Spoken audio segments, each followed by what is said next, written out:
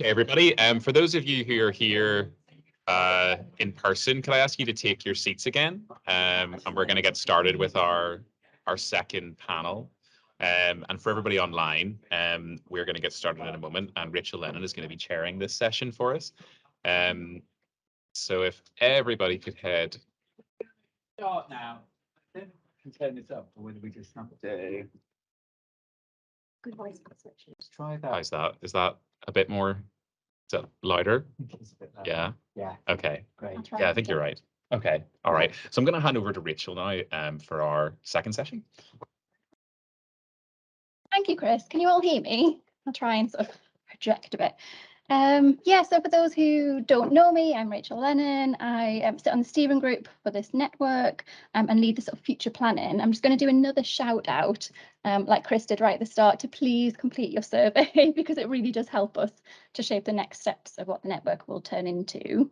I'm also involved in Queer Britain with many others in the room, and I currently work on cultural partnerships at Newcastle University.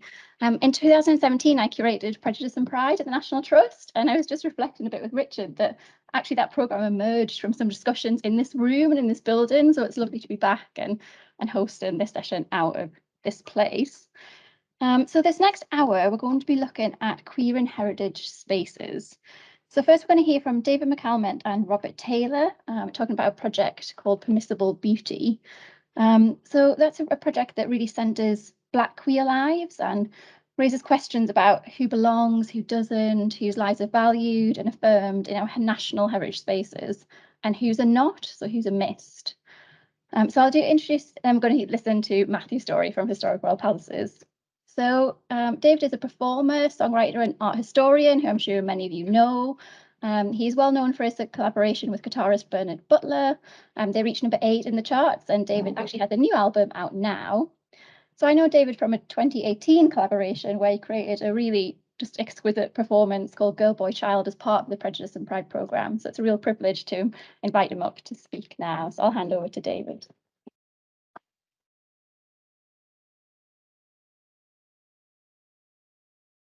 Thank you. And is it still morning? Good morning, everybody. I'm conscious that what I'm presenting to you today is actually a work in progress. So I'm just going to go through and be mindful of the time. And if I don't feel able to complete it, you will in time hear more. So thank you for having me. Thanks to RCMG for hosting this event. So yeah, it's called Towards a Theorization of the Black British Queer Gaze, and this is a presentation haunted by a clear and very present pink. It aims for the daring of a contemporary figure, a permissible beauty sitter, who teases that revenge is a dish best served hot pink. A young, unabashed femme who strikes me as a compelling living candidate for an embodiment of what I think is an undersung gaze. At this stage, I have to fumble around between literature review, research question, and abstract because I feel as if though I am speaking to something of a perceived vacuum. I convince myself that to pretend I am in the act of theorizing anything is misguided, even if I am moving seemingly irresistibly in that direction. Self-identifying as a BQB, a Black queer Briton, makes such a theorization plausible, but it also carries with it the threat of subjective presumption, as in, who am I to presume such a theorization? The question scares me because everything about it tells me that I am a suitable candidate. The immediate notion of a theorization is informed by a 2016 essay from Jafari Sinclair Allen titled A Picture's Worth Toward Theorizing a Black Queer Gaze in the Internet Pornutopia. It is the quote, authorship of the image or action of gazing makes you a subject and what it feels like to be an object looking at an object, end quote. That interests me. Allen's inquiry surfaced 4 years after his 2012 proposition of, quote, the material and theoretical terms for articulating Black queer aesthetics, end quote. I see that this gaze theorization must necessarily locate a gaze's status within a hierarchy of gazes.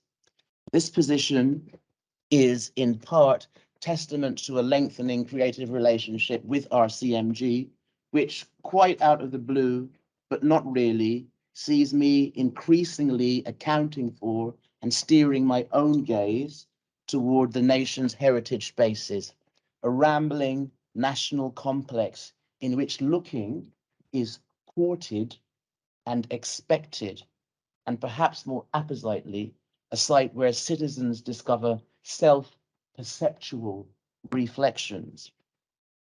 Now, in a 2000 analysis of the male tourist's privileged gaze from Annette Pritchard and Nigel Morgan, a citizen's connection to nation is described in places of heritage as a self-identifying act, where varied available signifiers with the aura of collective memoria bolster a citizen's self-constitution. The view can chime with French psychoanalysis of the 1950s as hypothesized by Jacques Lacan. I'm talking about the mirror stage, and the mirror stage is the point where the infant goes to the mirror and begins to engage, play, work with their reflection, and they begin to construct themselves for society outside.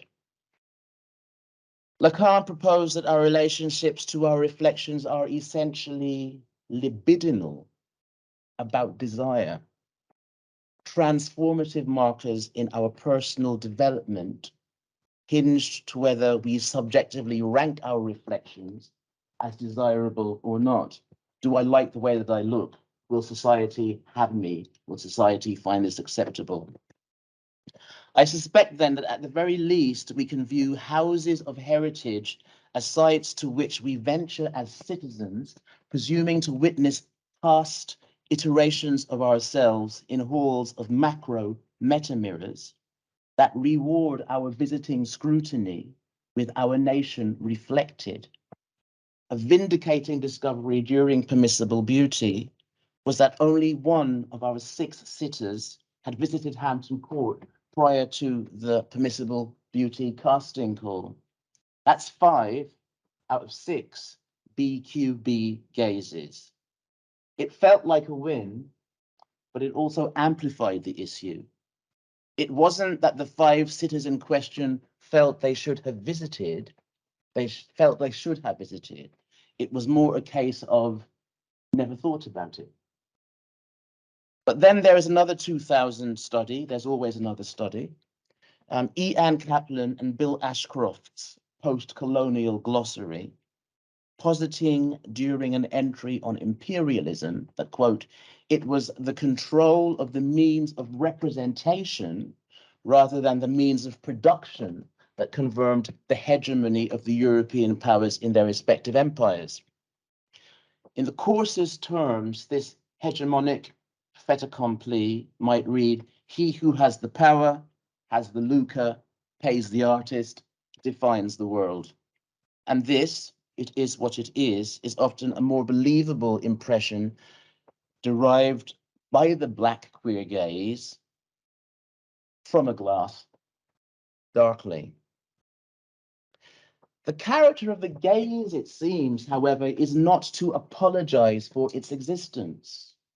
For instance, the look, as Jean-Paul Sartre termed it, perceives and interprets an object based on a single sense, whereupon subsequent senses work in consequent concert, unless the object impacts other senses first. But for the time being, this discussion is indifferent to the other senses. It's pretty much just concerned with looking.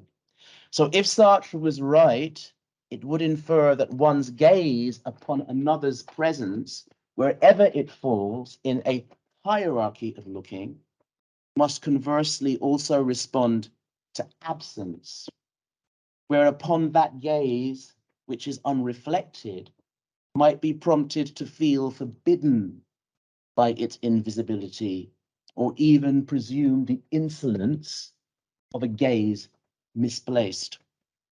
So this first slide is populated with BQB portraiture by a photographer with whom I've had a long friendship and wanted to collaborate with for some time, and you'll soon be hearing from him. And it accounts for our collective presence here today to discuss the complex composite portrait project called Permissible Beauty.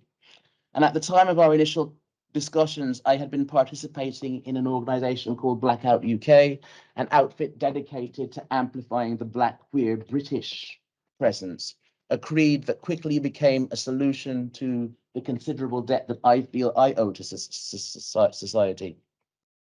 During Girl Boy Child, a collaboration with Professor Sandel and RCMG that examined queer lives formerly lived in properties under the guardianship of the National Trust, I learned that my creative tendency to write text to music and my enthusiasm for historical gossip could be married to my affection for the PowerPoint presentation to generate an immersive iconographic experience.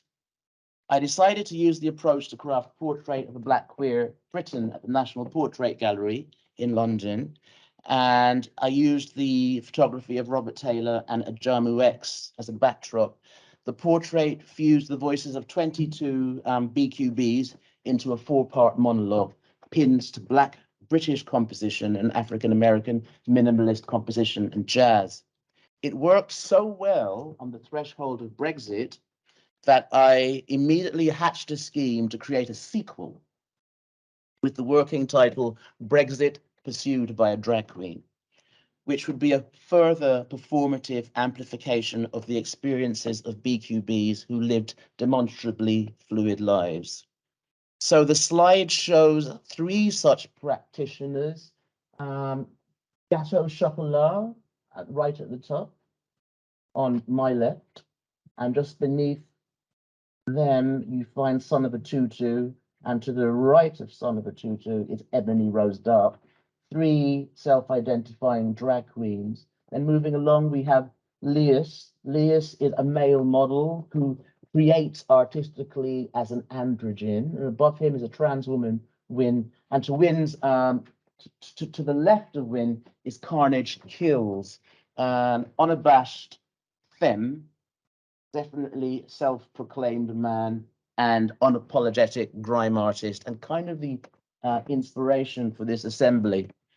So together with Robert and me, a collective BQB gaze of 8 was constructed as a pitch to the heritage sector, informed by the heritage sector's concern regarding ethnic minority footfall at its sites, which is to say, we looked at the situation and thought, well, what can we do about all of these reports that are appearing in the news about why don't Black people go to museums?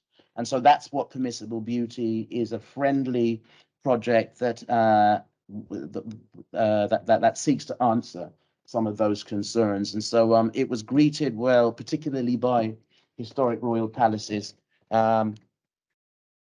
Today represented by Mr. Matthew Storey, and it's been a real pleasure to work with you, Matthew, over the last few months.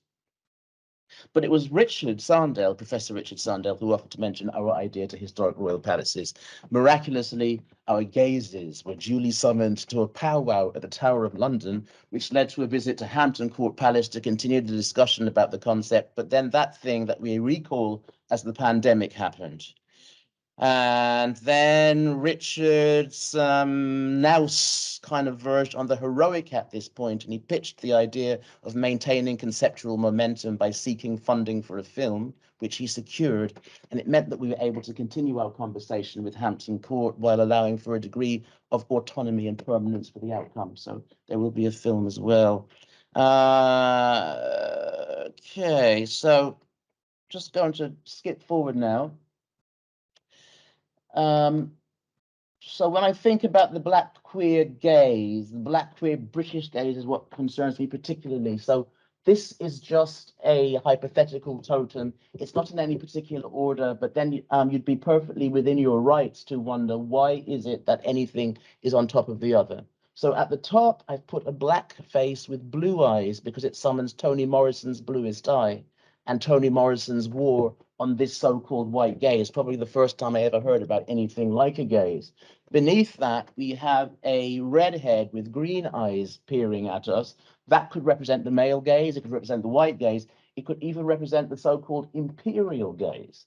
Beneath that, the gaze of a drag queen, but the drag queen's gaze could be a male gaze, it could be a gender fluid gaze, it could be a queer gaze, it could be a white gaze. All of those gazes meet there. Beneath that gaze, the gaze of RuPaul, a black American drag queen, like a really preeminent gaze in the diaspora of black gazes, but not a gaze that is honored by the NAACP Image Award, a gaze that is a prime time Emmy winning gaze also. Beneath that gaze, Robert Taylor's gaze, a black British queer gaze, the gaze that I'm very concerned with. Where does that figure? Beneath that, a black female gaze, a bedeviled gaze. Within the beneath the rubric of feminism, also a fiercely defensive gaze of the LGBT, a fiercely defensive gaze of the queer gaze. Beneath that gaze, a white female's gaze from the 1980s, which makes you ask questions about what the female gaze is, because that's the gaze of Mary Whitehouse. Is that the gaze that speaks for all women? And beneath that gaze, a Cook Islanders gaze. And a Cook Islander angered by the tourist gaze, the assumption that they live in the Stone Age, and so on. So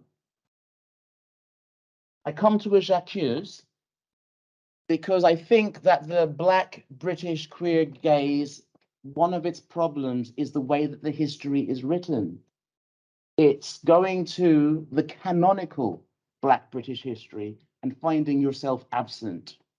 We're talking about professors and scholars who flaunt their assiduous research of history, slave ships, the Black Atlantic, records, court records, to tell a story of Black Britain, and they come up empty in terms of finding any record of Black and queer, which I find strange.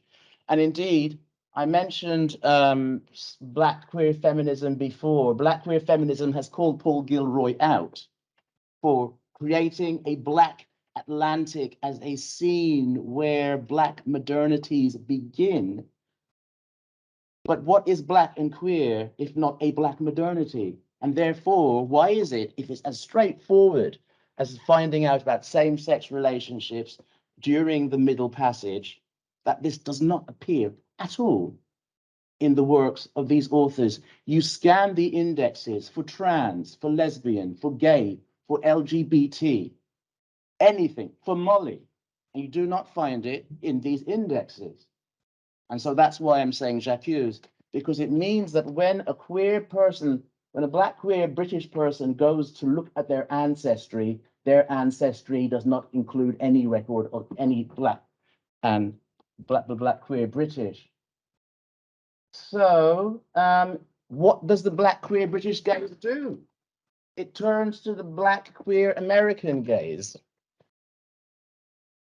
Bayard Rustin, Civil Rights Movement, James Baldwin, Paris is Burning, our cinematic history, Pose, our contemporary thrill, our water cooler talk, Looking for Langston, a film by a Black British filmmaker that looks at the Harlem Renaissance, RuPaul's Drag Race. But where is the British mirror for that Black queer British gaze? This is why it's worth theorizing and why we're working towards it. Did you say 2 minutes? Right, okay. So it's even worse than that, because when we think about the Stonewall riots, once again, we're thinking about Black, queer, fabulous, and American. Marsha P. Hunt, you know, what is the story? The story doesn't exist. There was a Black queer riot in Downing Street in the 1980s against Section 28, but it was not reported on the news. But that's not going to appear in a Gilroy or a David Olusoga book. We know that because they just haven't written about it. But then there's Jack Brown in 1903, filmed by Louis Lumiere, a Black American who toured Europe doing the dance called the cakewalk.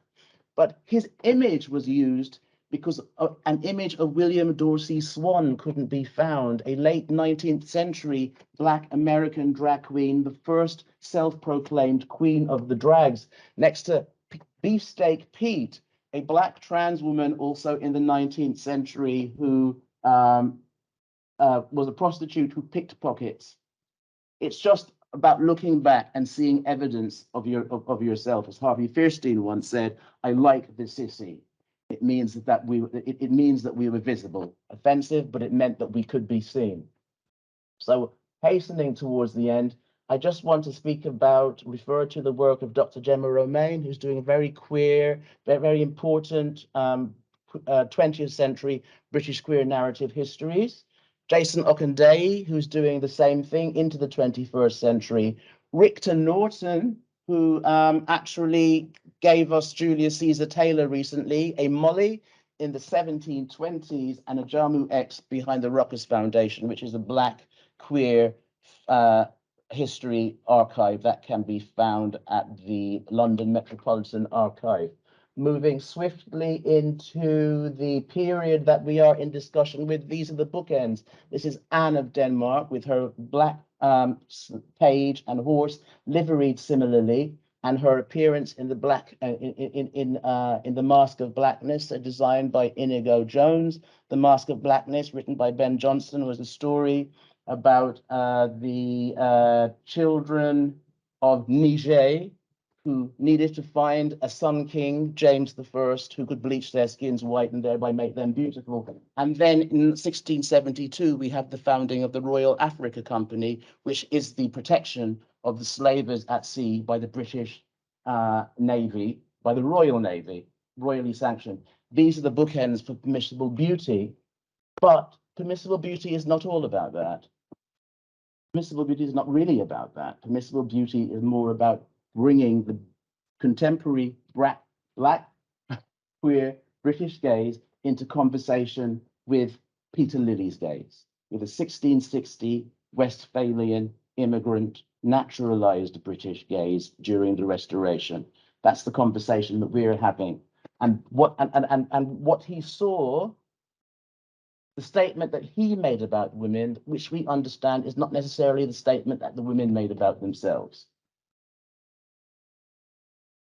And so we bring that gaze into clear focus with the gaze of this gentleman here, who you're going to hear from shortly, Mr. Robert Taylor, and the beauty that he sees in one of our sitters,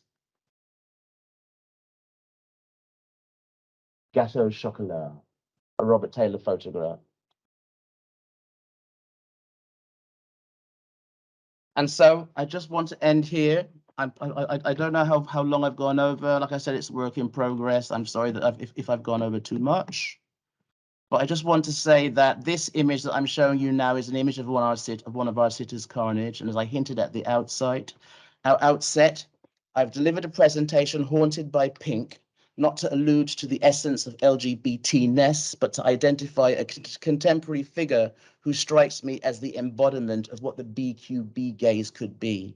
My selection is Carnage Kills, unapologetic grime artist, preening femme, and Permissible Beauty sitter, inspired by mother and sanctioned by grandmother, divorced, independent, studying AI, queer carnage in pink, dressed in hot pink, color of his best served revenge, skin darker than colorism's intolerance, not a hint of binary or gray, a BQB gaze, black, fierce, queer, fabulous, sexy, fluid, flamboyant, intense, assertive, challenging, courageous, fearless, defiant, open, disconcerting, colorful, free, British.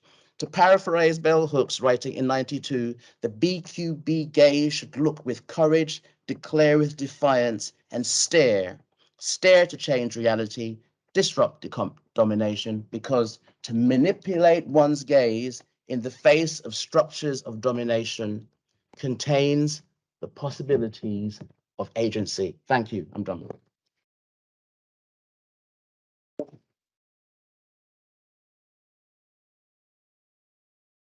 Thank you, David. That was brilliant, really powerful. And it'd be great to keep an eye on the project as it develops. I think we all love a bit of historic gossip and PowerPoint presentations. Thank you. So we're going to go straight into the next presentation, which will build on David's fantastic talk. We're going to hear from Robert Taylor. So Robert's a photographer who's published and exhibited widely over the last 30 years with work held in the collections of the V&A and the National Portrait Gallery. His current practice is divided between collections of portraits commissioned by academic and scientific institutions, as well as projects centred around identity. So we'll go straight into the talk from Robert that will explore further this same project. Thanks, Robert.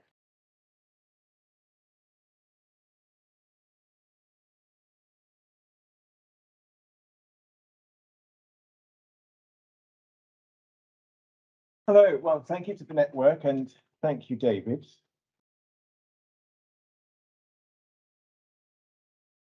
So I was born in the 1950s to two Jamaican working class parents who were very much of the when in Rome persuasion. So as a result, I've always quite casually considered treasured English heritage spaces, whether they're palaces or museums or stately homes, as much my kind of place as anybody else's, up to a point. I mean, who would have guessed there's an exploration of the meaning and significance of beauty centered on a set of 17th century portraits in a royal palace would have provided such an extraordinarily vivid opportunity to reconsider what it is to be Black, British, and queer. And I'm still recovering from the shock of being in this project and what its the impact it's having on me. Now, I came to photography via the Royal Air Force, qualifying as a barrister in the 1980s, and then a few exciting years of publishing in Nigeria. None of that queer at all. And I should just add, unlike my three colleagues on this project, I'm not engaged in academia or teaching at all. But the core project, these characters from the left are dear Professor Richard Sandell, Mark Thomas, delightful, a very talented filmmaker, and then on the right, David. So this is the team I've been working with for the last 18 months, or nearly 2 years. Our areas of research have differed widely, but there's some rich overlapping. Now, my principal areas of interest in this project has been really about what human beauty is, its power, what it grants, and who it tends to exclude. Now, I've been getting to know the 17th century Windsor beauties, but the core of my activity has been working with 6 amazing Black queer portrait subjects and exploring the joyful, and I do mean joyful, implications of a reset of some of the assumptions about beauty. I have to indulge myself with just expressing my gratitude to David for calling me into this project, a friend for over 30 years who fires in all kinds of directions, and finally we're working together. David and I in Hampton Court Palace with Legato Chocolat, and over a period of 2 weeks shooting and filming there. I had to keep pinching myself that we were in that space doing what we were doing. Now, and I also need to salute Richard Sandell, who played an immense role in willing this project into existence with grant applications, strategic tasks, and brilliant leadership throughout the period we've been working together. Now, even though Permissible Beauty creates a multi-layered set of portraits of 6 Black queer subjects, with David and I as the core team forming that, we are intending it to be a universal conversation. So today I'm going to briefly share some insights about that have emerged while we've been working through the project. They divide roughly into things related directly to research, but also some more strategic and personal things. Now, I've been making portraits for over 35 years. I've never, ever experienced this depth, breadth, or extended duration of preparation to create images. Now, the very first stage of my research explored established ideas about beauty. And apart from there being lots of reading, there was also some fascinating broadcast inquiries, not least Melvyn Bragg's In Our Time series, which took a philosophical and cultural approach to what beauty is. And then there's also lots of biting female-based satire, exploring how beauty conversations tend to oppress women. learning about the Windsor Beauties and how Peter Lely and his patrons brought them into being, and thinking about who those women were, why they mattered, I was really kind of provoked into trying to make them human. Now, sadly, there's not very much written about the women themselves or how they felt about the paintings. That was left to others, predictably, mostly men. And in our project, we've tried to combine the fruits of Hampton Court Palace scholars, David's research, as well as the responses of some of our contemporary subjects themselves.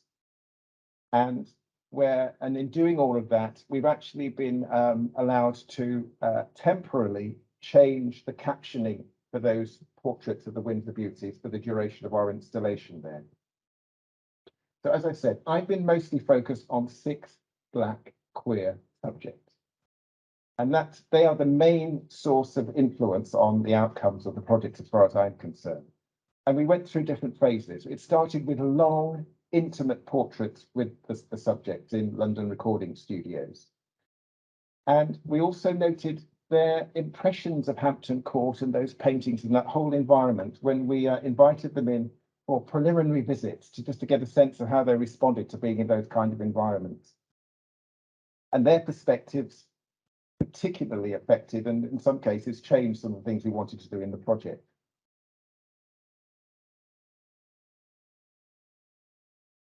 And then whilst we were actually shooting and filming, there were yet more interviews. And as it turned out, our subjects became more and more animated in describing how they felt, how they wanted to be portrayed.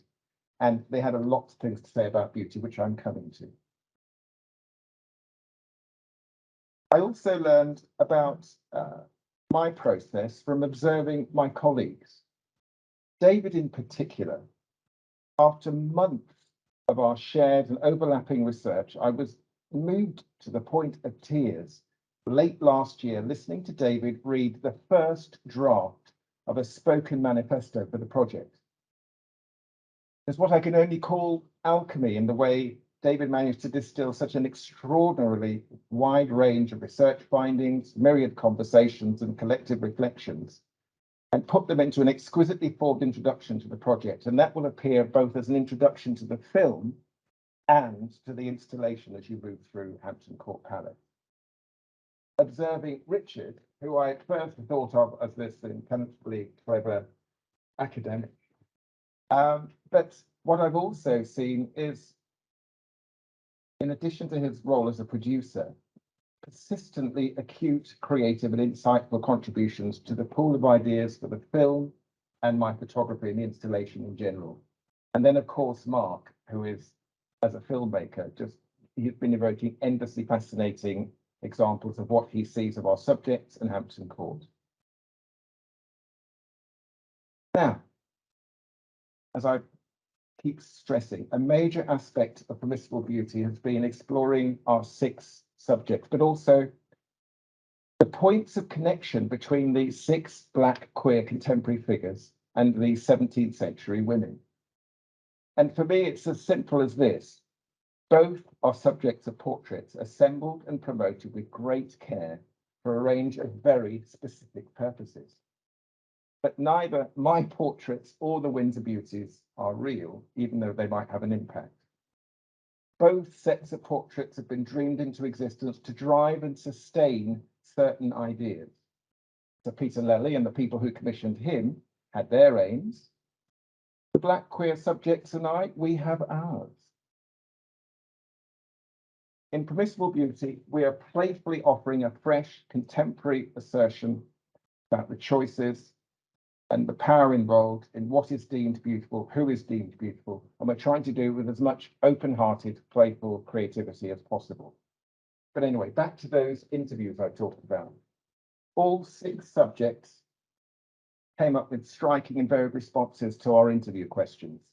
We're still editing, but I'd like to share with you now some sample sequences of quotes from interviews and a couple of portraits.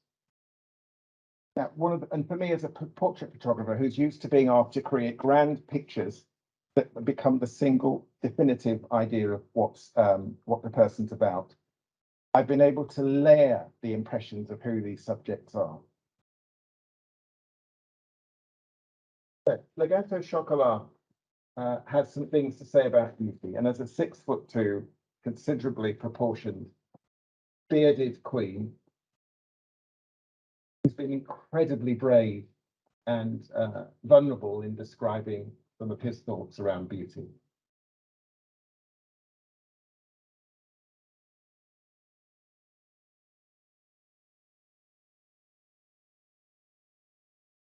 And a final quote.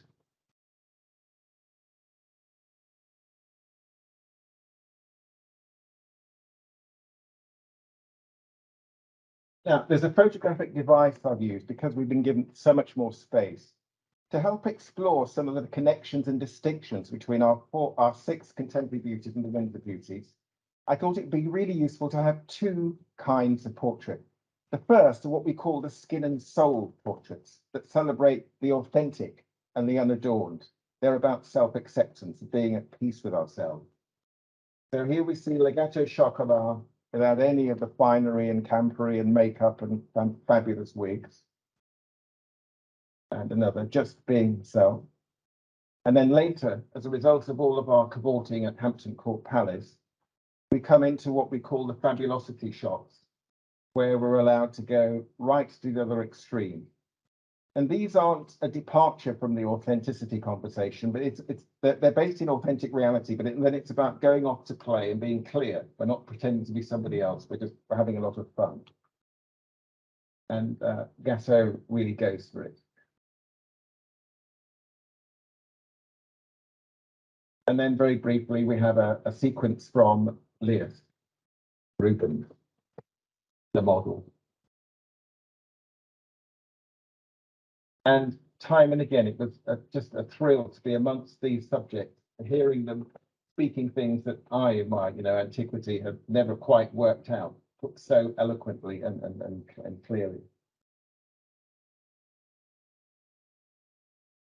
And then final one from him.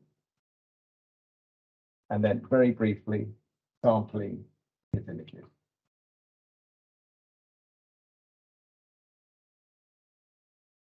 There's no way to categorize his relationship to dressing. He's just an endless spectacle of fabulous.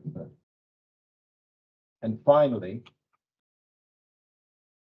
Ebony Rose Dark, who brought in a brilliantly challenging, different perspective on beauty as somebody who's not obsessed with what we can see and judge.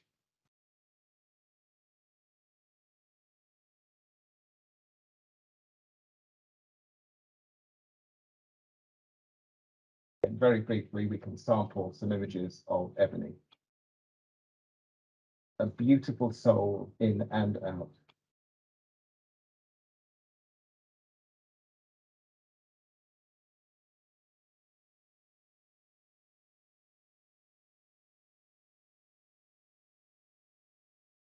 And then finally, Ebony with Son of a Tutu, the very much African flavored drag queen who introduced us to Ebony for the project. Now, the final 2 images I'm going to show you hint at inadvertent connections between the spontaneous stylings in the contemporary portraits that unintentionally echo mannerisms of women from the 17th century.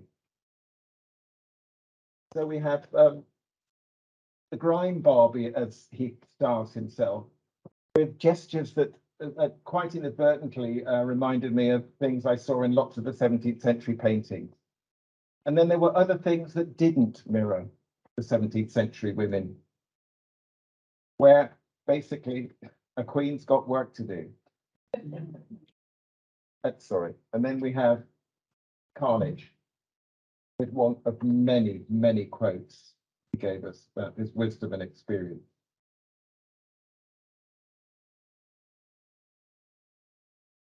And then Son of a Tutu, just seems it's just too good being themselves. Now, turning to strategic insights very briefly. Yes, it took me a while to grasp the scale and implications of the opportunity we were handed, particularly as the last 35 years, I've been used to operating as a sole trader. Suddenly working with other team members took some getting used to.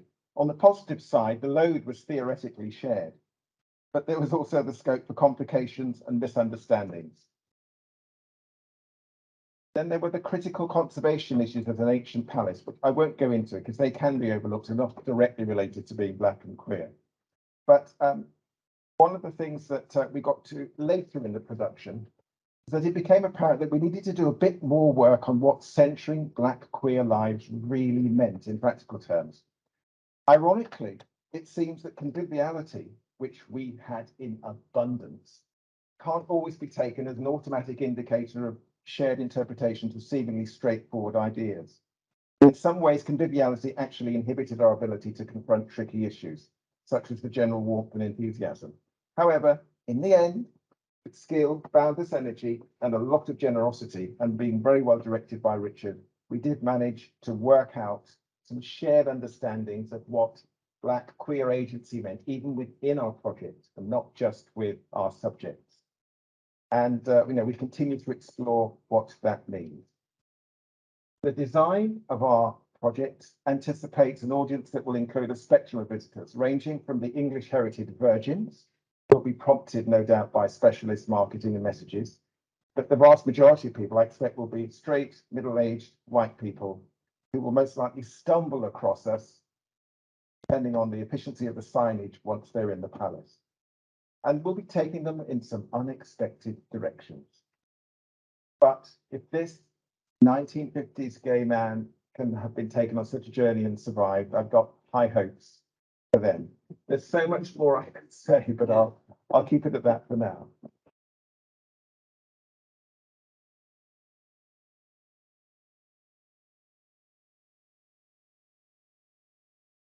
Thank you, Robert. That was such a beautiful presentation. I think being a chair is just an impossible task today. So I'm sorry about the time. Chris has reassured me that actually there is some flexibility in the schedule. So do have a think if you have any questions for David or Robert, and we will make sure we have a little bit of time and give a bit of space to explore this a bit further. Next, we're going to move on to Matthew Storey, who's come up a few times already this morning.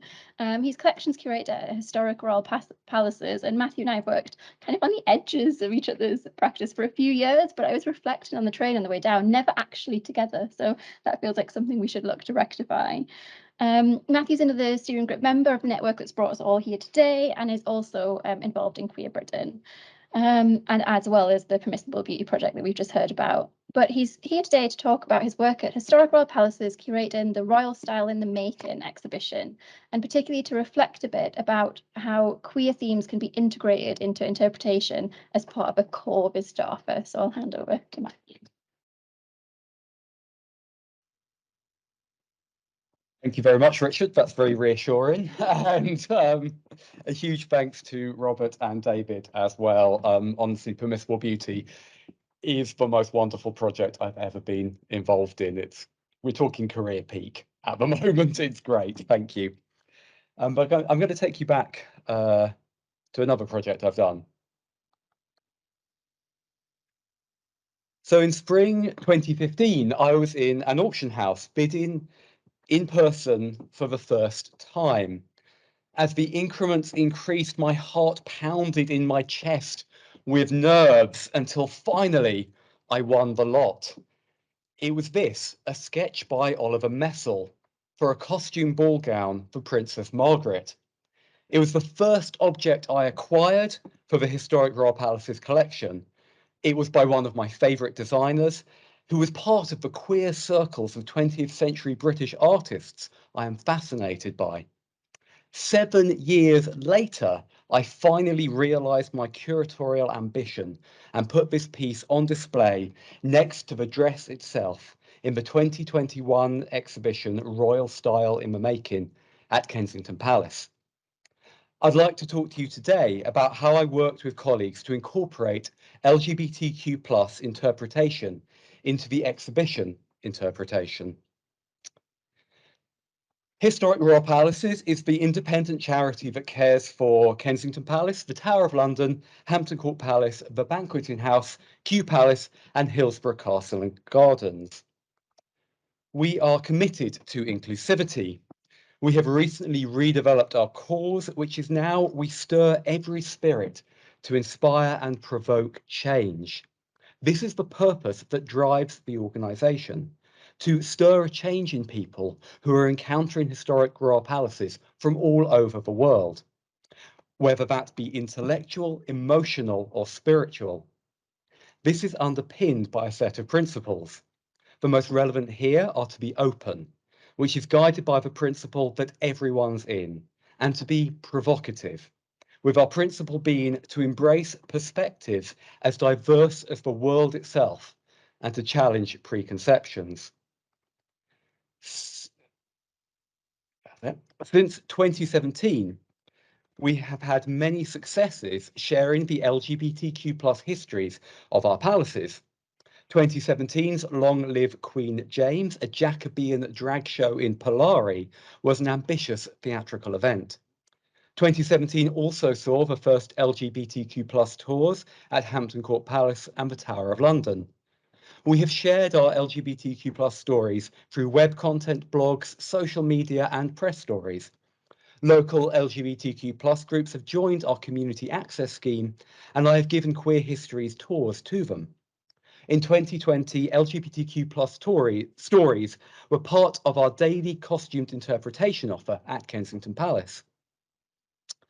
2020 also saw the launch of Queer Lives at the Tower, an immersive theatrical experience. If the pandemic hadn't intervened, it would have continued at Kensington and Hampton Court. I'm very pleased to say that Queer Lives at the Tower will be revived next year if you want to meet our drag raven again. These are considerable successes, but were on the whole opt-in events. Where we have done less well is incorporating LGBTQ+ themed content into the interpretation of our displays that every visitor will see. I wanted to address this in Royal Style in the Making. The exhibition, which ran from June 2021 to January 2022, had as its highlight the wedding dress of Diana, Princess of Wales. Alongside this iconic loan, we also had the archive of Emmanuel, David and Elizabeth Emmanuel's company, that showed the working process behind the design and making of the dress. This combination inspired the rest of the exhibition, as we took visitors behind the scenes to show the working process of 4 other royal designers, combining finished garments with archive material. Our commitment to inclusivity gave us an organisational steer to include LGBTQ+ inclusive content in the exhibition interpretation. On a more personal note, I knew I could never hold my head up again in the LGBTQ+ circles in the museums world that I'm involved in if I didn't include queer content. I knew I had to put my money where my mouth was. It was vitally important to me that the queer content did not feel tokenistic. I did not want to say so-and-so was gay and leave it at that. Queer identity and experience are an integrated part not only of an individual's life and identity, but also of the human experience. There have always been queer people, and we have always been part of everyday life. Therefore, we should be an integrated part of all museum interpretation that explores historical narratives. More specifically, the exhibition content was themed around the professional and creative biographies of each designer. We wanted the queer aspects of their biographies to relate to and enhance an understanding of their practice as designers. The exhibition was very small, with spaces to interpret the biography of each designer limited to a 150-word introductory panel and a 3-minute talking head video, with a specially recorded interview with a designer or an expert on their work. With such limited space, we had to be selective in the stories we could tell for each designer, given an introduction to their work that would be accessible and relevant for visitors who had no prior knowledge of them. We therefore had very little space to explore any queer aspects of their biographies. The interpretation manager, Katharina Burney, and I decided to integrate the queer identities and experiences of 2 of the designers into the exhibition interpretation, Norman Hartnell and Oliver Messel. We chose these as we felt a clear connection between their experience as mid-20th century gay men and their creative and professional lives could be made. Norman Hartnell is one of the key figures of British fashion history. He designed Queen Elizabeth II's wedding dress and coronation dress. It has long been known that Hartnell was gay, but recent research has published more details, in particular about his cross-dressing and his sex life. The academic Jane Hattrick, while working on a private archive of Hartnell's possessions, found feminine clothes in the classic Hartnell embellished style, but in a size and cut suitable for a male figure. In a subtle and well-researched piece collecting and displaying identity, intimacy and memory in the staged interiors of the Royal Couturier Norman Hartnell, published in 2012, she outlines how these beautiful clothes were worn by Hartnell in private. She recounts how a former dressmaker in Hartnell's workshop remembered that such items were ordered under the name of a mysterious Mrs. Freeman. This name perhaps gives us a touching insight into how Hartnell felt when he wore these clothes. Did he, as a man, feel more free in this feminine clothing?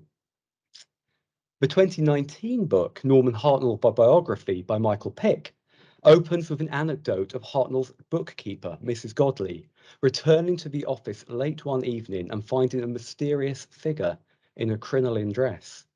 The figure was Hartnell, and he was evidently waiting for someone. This sets the tone for the book, which publishes details of, this sets the tone for the book, which gives the reader, as Mrs. Godley had that night, a very personal insight into Hartnell's life. This is mainly as an extraordinarily talented designer at the heart of fashionable society, but also as a cross-dressing gay man.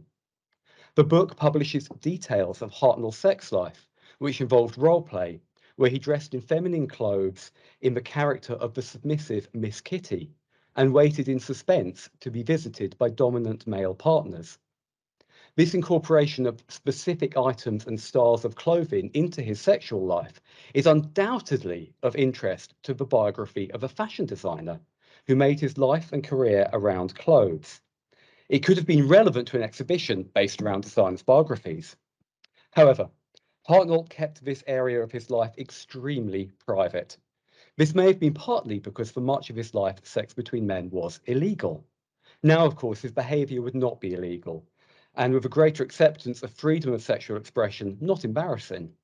However, it didn't seem quite right for the tone of the exhibition. Hartnell did keep this area of his life private. We could argue that as he was long dead, and this information has been published, it could have done him no harm. There has been plenty of discussion in our sector about whether to talk publicly after their death about aspects of a queer individual's biography that they were discreet about in life. I noted that Hartnell's royal patronage was his greatest source of professional pride. I felt he would have been thrilled to be exhibited at Kensington Palace, and I just couldn't imagine that he would ever have been comfortable with something so private being discussed in that context. With only 150 words and a 3-minute video available to introduce his more than 5-decade career, and this being only one aspect of his life, I knew we couldn't handle it properly. So I decided to leave Miss Kitty out of the exhibition. Instead, I turned to an earlier time in Hartnell's life, where Jane Hattrick, in her chapter on Hartnell in the 2015 V&A publication, talks about Hartnell taking part in theatrical performances as a Cambridge undergraduate between 1921 and 1923. In these all-male productions, he played female roles, as was usual. He also designed and wore the female costumes. Hattrick identifies this as a seminal moment in his development as a designer, with his personal preferences for what he wore in his own body on stage directly informing his first couture collections. It was an expression of the cross-dressing that was a feature of the rest of his life, but I would argue gave him a unique and intimate insight into designing feminine clothing for women. This was the perfect narrative for us to incorporate into the exhibition interpretation. The finished introductory panel looked like this, with the queer aspect of Hartnell's biography incorporated into the opening paragraph. It speaks directly about Hartnell's cross-dressing as a formative and fundamental element of his career as a professional designer. At the same time, this aspect of his life was in no way private, as Hartnell cross-dressed on stage in front of an audience. It therefore felt appropriate, respectful, and relevant for the context of the exhibition. Our next designer was easier to deal with, as he'd been much more open about his sexuality in his lifetime. Oliver Messel is one of the greatest designers of the mid-20th century, designing many theatre, opera, and ballet productions. His film credits include queer classic Suddenly Last Summer, and he later turned his hand to architecture, designing Princess Margaret's villa on Mystique. He was represented in the exhibition by my nerve-wrackingly acquired sketch and the spectacular 18th century style dress for a costume ball worn by Margaret. Messel was Margaret's uncle through her marriage to Lord Snowdon. He was an important personal and artistic mentor to Snowdon. He was good company and well-connected. He was at the centre of contemporary queer circles of art and design. His playful, fantastical style has been interpreted as a queer aesthetic. With, again, only a 150-word label and a 3-minute video to introduce this great talent, we had to think carefully what to include. We decided to focus on his relationship with his partner, Van Rees Hansen, and how Van helped his professional business practice. To do this, I worked with our expert commentator on the video, theatre historian and curator Keith Lodwick, and discussed the approach we wanted to take beforehand. Keith was brilliant and completely understood what we were trying to achieve. The result was, I hope, to give Messel's sexuality and his relationship with Van its proper place in an introduction to his professional life and work. As visitors left the exhibition into the shop, appropriately looked over by a bust of the queer Roman Emperor Hadrian, they would have experienced LGBTQ+ themed interpretation seamlessly integrated into their visit. Although brief, they were not part of an opt-in special event and not flagged as being any different from any of the other stories we told. I'll finish with a comment from a visitor. When watching the section on Messel's relationship with Rees Hansen in the video, she said it was the most moving part of her whole experience in the exhibition. I'm going to hold on to that. Thank you.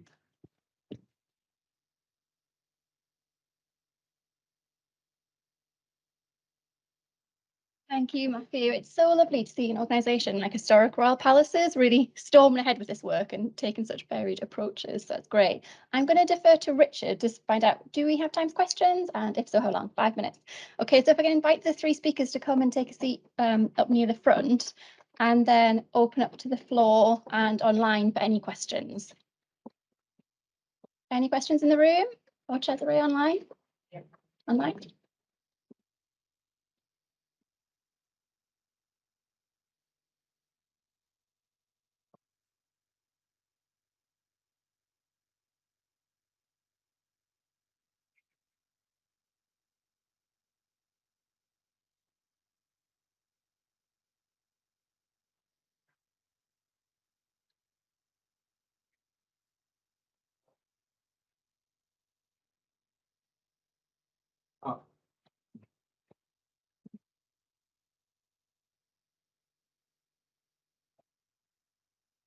Yeah, well, there were actually 2 distinct categories, and they're in-house names just to distinguish the category. The first category was called Skin and Soul, which was preoccupied with leaving behind adornment and makeup and pretense and retouching. And then we had what we call the fabulosity shots, which had 2 jobs, just to be full out, just go for it. But also they were loosely responding to the Windsor Beauties in that they were full on. They did play a bit at adopting some of those poses. So there are 2 distinct kinds of pictures. Yeah. Do we have another question either in the room or online? I mean, I have loads. I'm happy to go. Oh, yeah.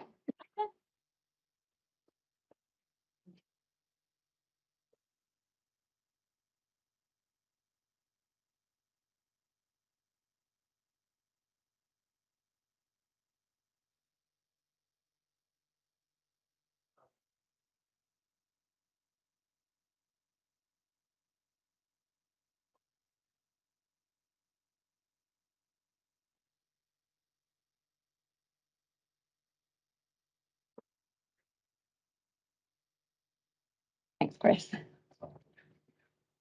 Thank you. Yeah, I think it's been said by Spike Lee that the complaints are often made about disability, but really the complainants probably should be creating their own canon. And that's definitely become a personal persuasion for me after, which is what I meant when I talked about my considerable societal debt. I felt a good way to repay that would be to get into the business of amplifying Black, queer and British, because I hope that I showed that it was challenged and that the only the challenges it faces aren't just racism, but actually a degree of erasure within the community of British Blackness, where we are seen, or where LGBT plus is viewed as something that has to be that can be dealt with later. So I think it's also really heartening that you can simply just have a conversation with an institution or an organization about what you're thinking, and through a process of conversations and exchanges, you can make something happen. And often you'll find that the organization's like way ahead of you anyway. So I'm looking forward to 2027 next. It's a way away, but that will be 60 years since the decriminalization of homosexuality. And I think that would be a really good place to have a major event or exhibition that is about the Black queer British experience. Because the last time, the 50-year celebration was huge, but it didn't really accommodate for Black, queer and British as much as it did the wider community. So I just thought that would be a really good project year to aim for. Very briefly, just follow on from that. I was talking mostly about portraits that will be seen in Hampton Court Palace for a maximum of 6 to 7 weeks and an installation. We do have 2 outputs. There'll be a film which will be doing the rounds of the art film circuit and then eventually generally available. But we're also currently plotting for ways for people who will never get to Hampton Court Palace to experience quite a lot of this content in other events that are being fashioned right now. That's Sorry, brilliant. Was that the question? Are you asking about Permissible Beauty? Oh, sorry. I think Well, in general. I think that was all brilliant, and I think a really good challenge for this network, actually, David, to look a bit further ahead and to think about how we might support each other to be more ambitious for the 60-year anniversary. So I think if everyone's happy, I think we'll leave it there. Can we have a big round of applause for our speakers, please?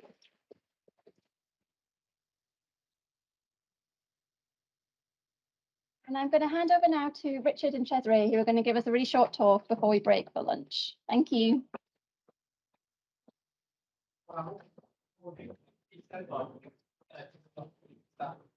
Incredible, and I've got some questions for you back as well, and really just take with that whole idea of integrating in a sort of quietly activist way, which I think is really intriguing. Okay, I'm used to slide, sorry. Yeah. Okay, great. So with some serendipity, as we were planning the event, our closest museum neighbour, which is New Walk Museum and Art Gallery, got in touch and said, oh, I think they've been to Queer Britain, and they had talked to a few people and they'd said, we want to do some queering work. They didn't know about this event. Can you kind of help us? And so we started having conversations, and then this event took shape. We agreed to host it, and we discussed with Chris the idea of breaking up the programme by going down and doing some kind of activity together. We realised who we would have in the room and how we might want to make fullest use of you and also have some fun. So we are going to talk to you about, very briefly, 10 minutes, then we'll get lunch, about some work that we do using ethical frameworks to develop approaches to public engagement around all sorts of different topics. And then we're going to go, Cesare, Chris and Nicole have devised a short work in progress querying of the collection. You'll get a tour of that, and then we'll ask you to contribute to the tour, to a future tour yourself, and to share some of your thoughts and responses. It's worth perhaps just saying, if I look across the programme, there's this growing appetite to queer collections of all kinds, which is very exciting. But sometimes you come across collections which hold not just rich possibilities, but perhaps I would say ethical imperatives to queer them much more fully and robustly. And Leicester, it turns out, is one of those. So there is an amazing sort of story which I can share briefly at the end as to why it's such a fertile ground for us to go and do what we're going to do. But first of all, I'll hand to Cesare to say a little bit about the frameworks that we might use and ask you to contribute to. Yeah, thank you, Richard. So we thought of this very short session as having two purposes, sort of introducing the ethical frameworks and a few examples of how we've used them in our RCMG projects in the past, and also set us up for the activity that we're going to do at the museum after lunch. So just to introduce ethical frameworks, they're a sort of methodological tool that we have increasingly found to be useful in our RCMG projects.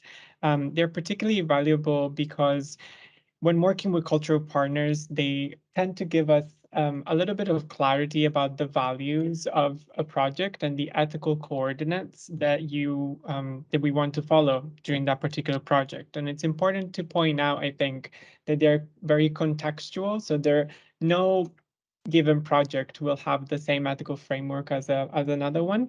And I think it'll show from the examples that we have put together for today and a working ethical framework for the activity this afternoon, which is specifically crafted for Leicester museums in particular. So this is sort of our structure for this very short session. Why an ethical framework? So the reason why you would use it. And then Richard will go on to show a few examples and we'll share this working ethical framework with you. Working ethically, it sort of supports, I think, cultural institutions to do good work. And that means maximizing public benefit, gaining and maintaining public trust, and also having a positive impact on the world. We always try and think of museums as having some sort of impact on the outside world rather than being sort of isolated from society. So we're trying to move away from the idea that ethics is linked to a specific moment or a moment of crisis. So it's not reactionary, but rather a dynamic process that you go through in the everyday. And RCMG is sort of trying to surface those ethical dilemmas, ethical issues right at the beginning of the projects and sort of hold them up throughout so that when an ethical dilemma happens, you sort of have ethical coordinates or ethical values that you can hold up to. And that can have sort of various benefits. One of them can be sort of helping with decision making. So ethical dilemmas can sort of bring a certain element of chaos or confusion, but holding up those ethical values can clarify things and sort of, as you have your ethical coordinates, you should at least in some way know how to respond to a certain problem that might come up. They can bring also unseen or unacknowledged elements into focus. And by that, we mean elements that can be taken for granted at the beginning or throughout a project, or things that can be that are erased or omitted because of systemic inequalities. And thinking about that in the beginning, sort of surfacing that can help us then sort of it's a good reminder throughout the project, I think, of what the initial values, the core values of a specific project are. And they can hold sometimes competing questions or issues in tension. And by that, it's sort of, we try to think of an ethical solution as not as a one-size-fits-all solution. There's no right or wrong answer when it comes to ethical dilemmas. They're very contextual. Every sort of cultural institution will have different ways of responding to an ethical dilemma. And I think we'll see that in a few of the objects and interpretation that we'll see at the museum later on. Sort of that today we will not be able to give a sort of how to query your collection step-by-step guide, but rather maybe a set of thinking and reflection and prompts that can help us through querying a collection or an interpretation in a cultural institution. So I think I'll hand over to Richard now. We have some examples of previous ethical frameworks and how we visualize ethical frameworks as well in RCMG. Great, thank you. Thanks, Cesare. This is the first time that we formalised an ethical framework. It was a project in collaboration with Cork Abbey, which is National Trust property, not far from here, and a project called Humankind, which was looking at how we could re-narrate and reconfigure the whole heritage experience away from consumption, away from a nice day out and a scone, towards being active in tackling social isolation and loneliness. And there's reasons for that, in that the property tells stories of the family who lived there that are very rooted in. We were approached by the property because they wanted to mark 200 years of the isolated baronet, the death of the isolated baronet. So as we got into understanding how the stories were told at Cork Abbey, we came to see that the way they were told and the stories that were told were what we would think of as profoundly unethical, very often stigmatizing, very often reductive and dehumanizing. They took eccentricities, which we would find in all of our families, and relied on them to tell a story of difference, which, as I said, was very, very stigmatizing. We also found that the stories that had been told by the National Trust for the 30 years since they had acquired that property were, in fact, at best sort of partial and at worst wholly inaccurate. And so we had quite a task there, really, with 500 volunteers to think about how do we correct and tell a different kind of story, one that's both more accurate and more ethical. And these were some of the coordinates that worked really importantly there. Telling, you can see, full lives and complex human beings, so telling a full and rounded story of individuals. We knew that people had been given little opportunity to be represented in their own words, so we did new research to find people's own voices and own words. We recognised that some of the stories that were told would be very uncomfortable for some visitors who were experiencing, and we looked at how we could change those stories so that they played out in the way that Cesare says. They were honest, well researched and accurate, but also affirming and enlightening and not shying away from some of the stories of that house. So this really began to work for us. The next slide, oh, please. This was one for Permissible Beauty. And again, some similar ethical coordinates that we might find in other projects, but some new ones specifically around the centering of Black queer lives. And Robert and David alluded to some of the liveness, the sort of challenges of maintaining that throughout a project. And I mean, Matthew's has waved this framework at numerous meetings, reminding us of many of the coordinates. And it's that active use in the everyday. They're not things to refer to and file away. They are things that can help guide and shape. And I'll just finish with, because I really like Cesare's point about holding things in tension rather than having a single formula.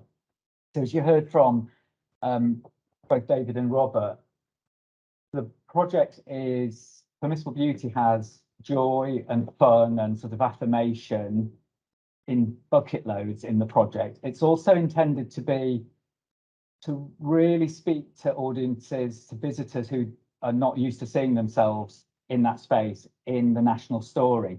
But at the same time, we've set ourselves quite a challenge to couple that in a way sort of targeted offer to also be as engaging and as enriching for existing visitors who have a very comfortable experience in those places.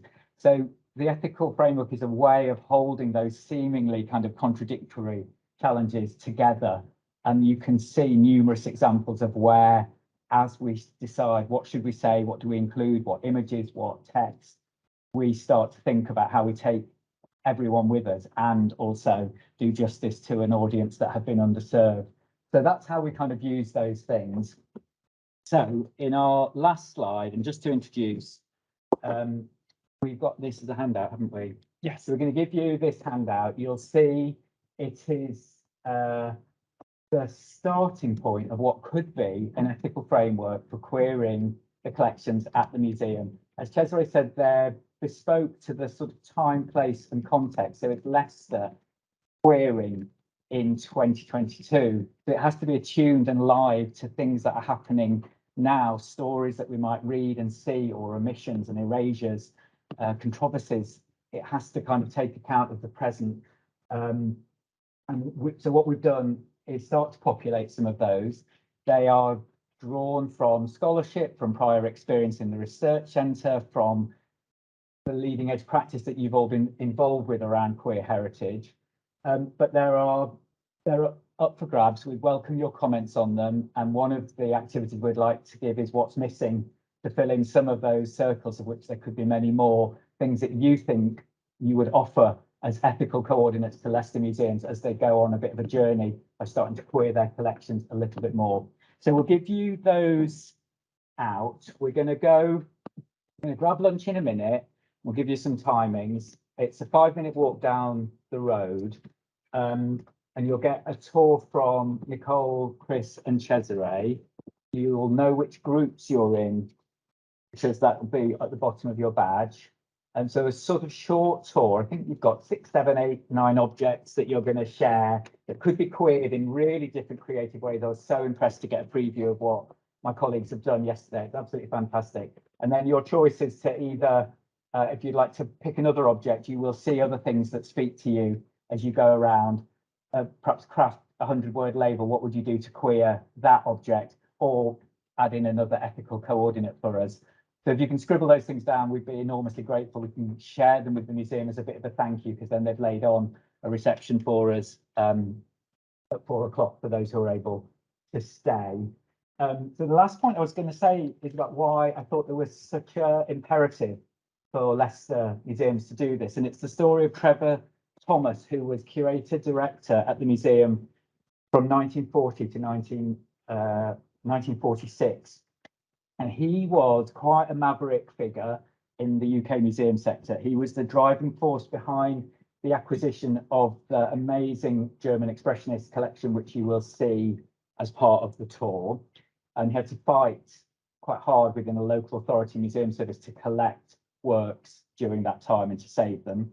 During wartime, he led on a number of exhibitions which the local council were really nervous about, but which he pushed ahead in partnership with pacifist and anti-fascist organisations.